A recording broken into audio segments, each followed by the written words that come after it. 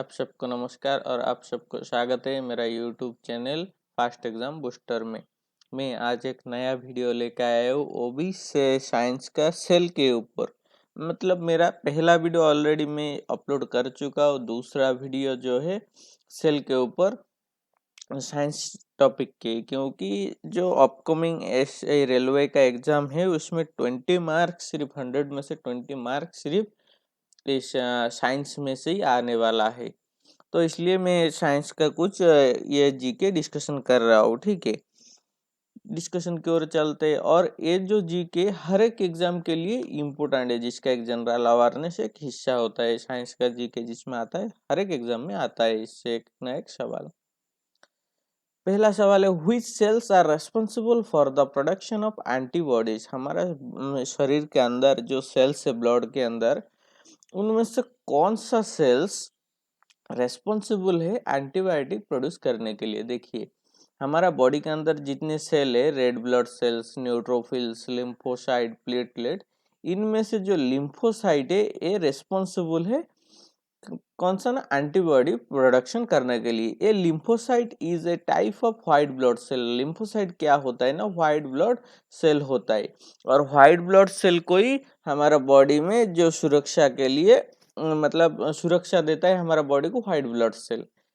White blood cell in the vertebrate immune system. Lymphocyte include natural killer cells. मतलब lymphocyte क्या होता है, एक नेचुरल किलर होता है white blood cell. T cells and B cells, they are the main type of cell found in lymph which promoted the name lymphocyte. Lymphocyte makes up between 18% to 42% of the circulating leukocytes. हमारा जो leucocyte का 18% से 42% तक ये lymphocyte ही होता है। ठीक है, नेक्स्ट सवाल है, which one of the following is also called the powerhouse of plants of the cell। Power house और पावर प्लांट, सॉरी, ये जो है ना एक पावर हाउस होता है या तो पावर प्लांट बोला जाता है। ठीक है, हाउस या प्लांट ऑफ द सेल, मतलब पावर हाउस या पावर प्लांट किसे बोला जाता है, हमारा सेल का कौन सा ऑर्गेनेल्स को ना। हमारा सेल का जो माइटोकॉन्ड्रिया होता है, माइटोकॉन्ड्रिया को पावर हाउस या तो पावर प्लांट्स बोला जाता है सेल का, क्योंकि ये क्या करता है ना, हमारा बॉडी को एनर्जी देता है काम करने के लिए। पावर हाउस या पावर प्लांट का काम क्या होता है ना, मतलब बिजली देना और मतलब लोगों को घर में करंट देना, हर एक काम करने के लिए। यहाँ पे क्या सेल में क्या होता है ना, सेल का हर एक फंक्शन के लिए जो एनर्जी जरूरत पड़ता है, वो जो एनर्जी कहाँ से आता है ना, माइटोकॉन्ड्रिया से आता है। देखिए, माइटोकॉन्ड्रिया किसने इसको डिस्कवर किया था ना, फर्स्ट टाइम माइटोकॉन्ड्रिया को डिस्कवर करने वाले व्यक्ति थे रिचर्ड आल्टमैन। रिचर्ड आल्टमैन ने सबसे पहले माइटोकॉन्ड्रिया को डिस्कवर किए थे। Mitochondria are membrane bound cells organelles that generate most of the chemical energy needed to power the cell's biochemical reaction. Chemical energy produced by the mitochondria is stored in a small molecules called adenosine triphosphate। मतलब जो mitochondria के अंदर जो energy stored होकर रहता है कौन सा फॉर्म में ना, एटीपी के फॉर्म में, adenosine triphosphate, ATP. The death of cell or tissue within a living body is called as, मतलब क्या होता है ना, हमारा बॉडी के अंदर क्या होता है ना, जो ओल्ड सेल और टिश्यू क्या होता है ना, मतलब डिकम्पोज हो जाता है, डेड हो जाता है, उस प्रोसेस को क्या बोला जाता है ना, उस प्रोसेस को नेक्रोसिस बोला जाता है। मतलब शरीर के अंदर जो डेड टिश्यू और जो मतलब अनवांटेड टिश्यू और सेल को जो मर जाने को, डेथ होने को क्या बोला जाता है, necrosis. Necrosis is the death of body tissue. Body tissue का मर जाने को नेक्रोसिस बोला जाता है।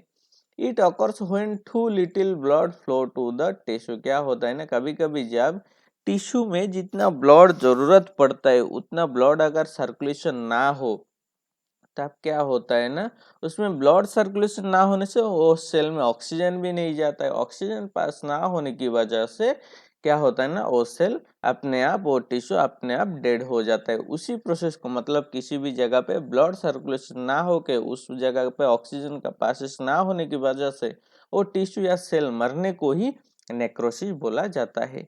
This can be from injury, radiation और केमिकल्स। क्या होता है ना, ये हो सकता है किसी इंजुरी से, मतलब आपको कहीं पे चोट लगा इसलिए वहाँ पे सर्कुलेशन ठीक नहीं हो रहा है, रेडिएशन से किसी, मतलब रेडिएशन किसी भी लाइट पड़ने से, और केमिकल से, कोई भी केमिकल की वजह से हो।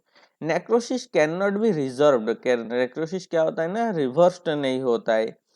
मतलब अगर आपको नेक्रोसिस हो गया तो आप उससे बच नहीं पाओगे, मतलब उसको ठीक नहीं कर पाओगे। When large area of tissue die due to a lack of blood supply, मतलब वो ब्लड सप्लाई होने के वजह से, मतलब डेड होने के वजह से, ऑक्सीजन सप्लाई होने के वजह से अगर कोई एरिया मतलब डेड हो जाए, नेक्रोसिस में हो जाए, the condition is called gangrene. Gangrene क्या होता है ना, उसी डेड, मतलब नेक्रोसिस होके जहाँ पे टिश्यू डेड हो जाए उसी को ही डेड होने को गैंग्रीन बोला जाता है। और गैंग्रीन कभी भी रिवर्स नहीं होता है, ठीक है, मतलब क्योर नहीं होता है।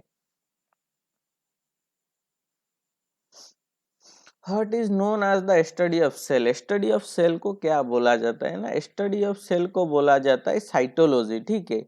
यहाँ पे देखिए हिस्टोलॉजी है, हिस्टोलॉजी और साइटोलॉजी के डिफरेंस क्या है ना, ये स्टडी ऑफ सेल होता है, ठीक है। स्टडी ऑफ सेल को साइटोलॉजी, मतलब चार ही वर्ड याद रखिए, स्टडी ऑफ सेल, साइटोलॉजी। लेकिन और चार वर्ड क्या है, स्टडी ऑफ टिश्यू, मतलब सेल की जगह अगर आपको टिश्यू लिख के दे दे तब आपका होगा हिस्टोलॉजी। लेकिन यहाँ पे स्टडी ऑफ सेल को साइटोलॉजी, स्टडी ऑफ टिश्यू को हिस्टोलॉजी, और फिजियोलॉजी, तो आप साइकोलॉजी, फिजियोलॉजी आप जानते हो। Study of cell, cytology, study of tissue, histology, exam में बहुत बार आता है ये सवाल।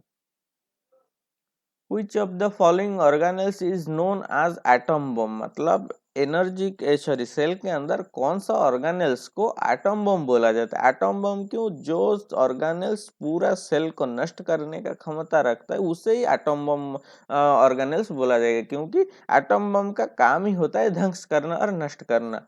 हमारा बॉडी के अंदर एक सेल है, क्या करता है ना, वो सेल क्या करता है ना, जो अनवांटेड चीज है हमारा शरीर का, उसे वो डाइजेस्ट करके, डाइजेस्ट कर देता है या तो गायब कर देता है, ठीक है, हजम कर देता है। लेकिन जब उसको उसका जरूरत के हिसाब से जब ना मिले उसको, मतलब डाइजेस्ट करने के लिए, उसका क्या होता है ना, वो जो आउटर लेयर क्या होता है, फट जाता है उस ऑर्गेनेल्स का। फटने के बाद क्या होता है ना, वो टोटल उसका जो डाइजेस्टिव एंजाइम जब उसका अंदर से निकल जाता है आउटर लेयर फटने के बाद, वो क्या करता है ना, टोटल सेल को ही डेड कर देता है, मतलब टोटल सेल को ही डाइजेस्ट कर देता है। तो उसी फटने को एटम बम गिरना बोला जाता है, और उसी ऑर्गेनेल्स को एटम बम ऑर्गेनेल्स बोला जाता है। वो ऑर्गेनेल्स होता है लाइसोसोम। मतलब जो लाइसोसोम है, लाइसोसोम ही ऐसा काम करता है, इसके अंदर ही डाइजेस्टिव एंजाइम रहता है, वो मतलब सेल के अंदर जो अनवांटेड चीज है उसे डाइजेस्ट कर देता है। लेकिन उसको बहुत डाइजेस्ट करने के लिए कुछ ना मिले तो, और उसके अंदर डाइजेस्टिव एंजाइम बहुत दिन से रह जाने के बाद इससे क्या होता है ना, वो ये होता है, फट जाता है। या तो किसी सेल का, मतलब जितना पीरियड है उतना सेल का उतना दिन होने के बाद वो सेल को ऑटोमेटिकली नष्ट कर देता है, उसे ही एटम बम गिरना बोला जाता है, और लाइसोसोम को ही एटम बम ऑर्गेनेल्स बोला जाता है। Which one of the following has the immovable property in the cell, मतलब क्या होता है ना हमारा, मतलब सेल के अंदर कौन सा ऐसा चीज है जो कि कभी बदलता नहीं है, उसका इमूवेबल प्रॉपर्टी, मतलब एक बार इंसान का शुरुआत से लेकर डेथ तक वही प्रॉपर्टी रहता है, किसके वजह से और कौन सा चीज है। क्या फैट के वजह से ऐसा प्रॉपर्टी आता है, कार्बोहाइड्रेट के वजह से, न्यूक्लिक एसिड से ना, प्रोटीन से नहीं। हमारा बॉडी में क्या होता है ना, जो न्यूक्लिक एसिड है इससे बनता है हमारा DNA and RNA, deoxy ribonucleic acid और आरएनए राइबोन्यूक्लिक एसिड। तो देखिए डीऑक्सी राइबोन्यूक्लिक एसिड का एंड में भी न्यूक्लिक एसिड है, आरएनए राइबोन्यूक्लिक एसिड का भी एंड में न्यूक्लिक एसिड है। जो न्यूक्लिक एसिड ही इनका मेन कॉम्पोजिट कॉन्स्टिट्यूशन है, जो कि बनाता है, कंपोजिशन से बनता है कौन सा, डीएनए आरएनए। और इंसान का कैरेक्टर, मतलब हेरिडिटी का जो कैरेक्टर होता है, वो कैरेक्टर को ही कैरी करता है डीएनए आरएनए। इसलिए बोला जाता है एक इंसान का कभी भी कैरेक्टर नहीं बदलता है, उसका जो वंशगत गुण है, हेरिडेटरी कैरेक्टर है, वो कभी नहीं बदलता, जन्म से लेके एंड तक बराबर रहता है। तो वो कौन सा चीज कंटिन्यू रखता है ना, न्यूक्लिक एसिड, क्योंकि ये नहीं बदलता है इसलिए इंसान का कोई गुण नहीं बदलता है, इसलिए ये एक इमूवेबल प्रॉपर्टी है। Who discovered the cell nucleus in a cell? किसने सेल न्यूक्लियस को डिस्कवर किया था? हाँ, सेल न्यूक्लियस को रॉबर्ट ब्राउन ने डिस्कवर किया था, और रॉबर्ट हुक ने किसको डिस्कवर किया था ना, सेल को।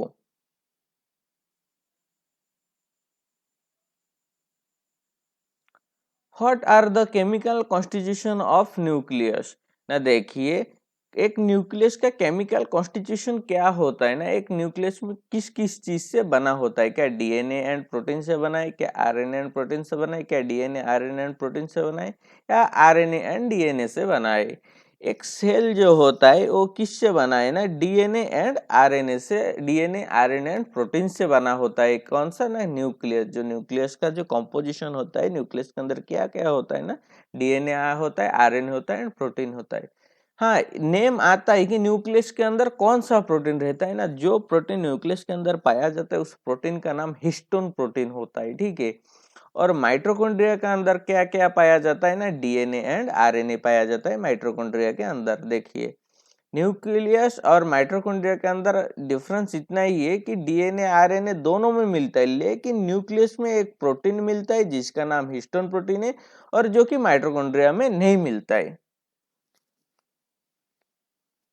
What is the function of ribosome in a cell? एक सेल में राइबोसोम का क्या फंक्शन होता है? देखिए, एक सेल में राइबोसोम का मेन फंक्शन होता है ना, प्रोटीन सिंथेसिस। मतलब राइबोसोम क्या करता है ना, एक सेल में प्रोटीन सिंथेसिस करता है, और वो प्रोटीन सिंथेसिस करके कहाँ पे जमा स्टोर करता है ना, गोल्गी बॉडी में, गोल्गी apparatus और गोल्गी बॉडी में जाके उसको स्टोर करके रखते हैं। और प्रोटीन सेल का जब जरूरत होता है गोल्गी apparatus या तो गोल्गी बॉडी से वो लेता है। और राइबोसोम किस सरफेस में पाया जाता है ना, एंडोप्लाज्मिक रेटिकुलम के ऊपर राइबोसोम अटैच होके रहता है, ठीक है। Which of the following is found in plant cells but not in animal cells? मतलब इनमें से कौन सा चीज एक प्लांट सेल में तो पाया जाता है लेकिन एनिमल सेल में नहीं पाया जाता है? क्या माइटोकॉन्ड्रिया एंड गोल्गी apparatus है, सेल वॉल एंड लाइसोसोम है, क्या plastid and cell wall, vacuole and ribosome? किस चीज इनमें से, मतलब एक एनिमल सेल में, सॉरी, एक एनिमल सेल में पाया नहीं जाता है, लेकिन किस में पाया जाता है, प्लांट सेल में। प्लास्टिड, प्लास्टिड क्या होता है ना, जो ग्रीन कलर का पिगमेंट देना, वो प्लास्टिड का काम है। और सेल वॉल, ये दोनों सिर्फ से प्लांट सेल में ही पाया जाता है लेकिन एनिमल सेल में नहीं पाया जाता है। Where is protein stored after synthesis by ribosome? मतलब जब प्रोटीन को सिंथेसिस करता है राइबोसोम, सिंथेसिस करने के बाद कहाँ पे स्टोर करके रखते हैं ना, जो जगह पे वो स्टोर करके रखते हैं उसका नाम क्या है? माइटोकॉन्ड्रिया है, क्या गोल्गी apparatus है, क्या सेल वॉल है, क्या लाइसोसोम है? देखिए, इसका नाम होता है गोल्गी apparatus, ठीक है। गोल्गी apparatus में ही जो प्रोटीन को स्टोर करके रखते हैं, कौन स्टोर करके रखता है? राइबोसोम। और राइबोसोम कहाँ से पता है ना, वो खुद सिंथेसिस करता है आउटर साइड से फूड लेके।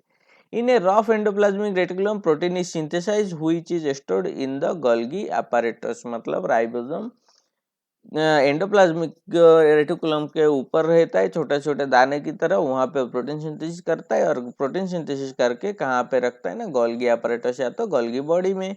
और ये जो गोल्गी बॉडी, इसको कैमिलियो गोल्गी ने सबसे पहले डिस्कवर किया था, इसलिए इनका नाम से ही गोल्गी apparatus हुआ है, और 1898 में इसको डिस्कवर किया गया था। What is the nature of the cell membrane? एक सेल मेम्ब्रेन का क्या नेचर है, मतलब सेल मेम्ब्रेन क्या करता है? क्या परमेबल है, सब कुछ परमेबल है, क्या सेमी परमेबल है, नॉन परमेबल है, क्या फ्रीली परमेबल है? देखिए, ये जो एक सेल मेम्ब्रेन क्या होता है ना, सेमी परमेबल। सेमी परमेबल का मतलब क्या होता है ना, वो कुछ चीज को छोड़ेगा अंदर जाने के लिए और कुछ को रोक देगा। वो कौन सा चीज है जो कि छोड़ता है ना, जो कि उस सेल के लिए जरूरत है उसको छोड़ता है, जो जरूरत नहीं है उसे नहीं छोड़ता है। और ये जो पैसे जो ट्रांसपोर्ट होता है ना, ये दो तरह का होता है। एक तो एक्टिव ट्रांसपोर्ट होता है, दूसरा पैसिव ट्रांसपोर्ट होता है। एक्टिव क्या मतलब क्या होता है ना, जो एक्टिव होके मतलब एक्शन एनर्जी यूज करके, सेल एनर्जी यूज करके जो चीज सेल के बाहर से अंदर लेता है उसे एक्टिव ट्रांसपोर्ट बोला जाता है। पैसिव ट्रांसपोर्ट जो चीज ऑटोमेटिकली सेल के अंदर डिजोल्व होके घुस जाता है उसे पैसिव ट्रांसपोर्ट बोला जाता है। Who propose the cell theory? Cell theory सबसे पहले किसने प्रपोज किया ना? सबसे पहले सेल थ्योरी क्या रॉबर्ट हुक ने प्रपोज किया था? क्या रॉबर्ट ब्राउन ने प्रपोज किया था? क्या थियोडर शचमैन ने प्रपोज किया था? क्या रिचर्ड अल्टमैन ने किया था? देखिए, रॉबर्ट हुक ने सेल डिस्कवर किया था, न्यूक्लियस रॉबर्ट ब्राउन ने डिस्कवर किया था, रिचर्ड अल्टमैन ने किया था माइटोकॉन्ड्रिया डिस्कवर्ड। लेकिन जो थियोडर सचमैन ने सबसे पहले बोले थे कि सेल थ्योरी सबसे पहले प्रपोज किए थे। और उनका ऐसे cell theory is the historic scientific theory now universally accepted that living organisms are made up of cells, that they are the basic structural or organizational unit of all organisms, and that all cells come from pre-existing cells। क्या होता है ना, उन्होंने कहा कि हर एक जो organism है या लिविंग बीइंग है जो कि हर एक सेल से ही बना है, सेल का यूनिट से बना है। यही सेल थ्योरी था उनका। Who coined the term cell? Cell जो टर्म है किसने कॉइन किया था ना? रॉबर्ट हुक ने सबसे पहले सेल टर्म को कॉइन किए थे। Which plastid are colourless? इसमें से कौन सा प्लास्टिड है जो कि कलरलेस होता है ना? जो ल्यूकोप्लास्ट होता है, ल्यूकोप्लास्ट कलरलेस होता है। Which one of the following is called the energy currency of the cell? इनमें से किसको एनर्जी करेंसी माना जाता है? देखिए, power house of the cell और power plant of the cell किसे माना जाए? माइटोकॉन्ड्रिया। लेकिन एनर्जी करेंसी क्या है ना, वो माइटोकॉन्ड्रिया के अंदर कौन सा चीज एनर्जी देता है, निकलता है और एनर्जी रखता है, वो होता है एटीपी। इसलिए एटीपी को ही energy currency of the cell बोला जाता है। Which of the following statement is incorrect? इनमें से कौन सा स्टेटमेंट इनकरेक्ट है? क्या cytoplasm is also known as protoplasm? क्या साइटोप्लाज्म प्रोटोप्लाज्म को बोला जाता है? क्या lysosome are known as the suicidal bag of the cell? Mitochondria has its own DNA? All of the above are incorrect. देखिए, इनमें से मैंने लाइसो शब्द बताया था कि प्रोटोप्लाज्म क्या होता है ना, जब एक सेल के अंदर, सेल मेम्ब्रेन के अंदर जो चीज रहता है, सेल वॉल के अंदर जो चीज है साइटोप्लाज्म। लेकिन जब सेल वॉल निकल जाता है, सेल वॉल नष्ट हो जाता है, तो उसी को क्या बोला जाता है? प्रोटोप्लाज्म। इसलिए ये जो स्टेटमेंट इनकरेक्ट है, मतलब साइटोप्लाज्म और प्रोटोप्लाज्म बराबर नहीं है, पहली चीज। दूसरी चीज, लाइसोसोम को सुसाइडल बैग बोला जाता है, क्यों बताया हूँ। Mitochondria has its own DNA. हाँ, माइटोकॉन्ड्रिया में डीएनए भी होता है और आरएनए भी होता है। क्या नहीं होता है जो कि न्यूक्लियस में होता है? प्रोटीन, हिस्टोन नाम का प्रोटीन न्यूक्लियस में होता है लेकिन माइटोकॉन्ड्रिया में नहीं होता है। इसलिए इसका आंसर सिर्फ बीटॉन। Cytoplasm is also known as protoplasm. बस आज का वीडियो में मेरा इतना ही था। अगर आपको अच्छा लगे तो प्लीज लाइक करिए, शेयर करिए एंड सब्सक्राइब कीजिए।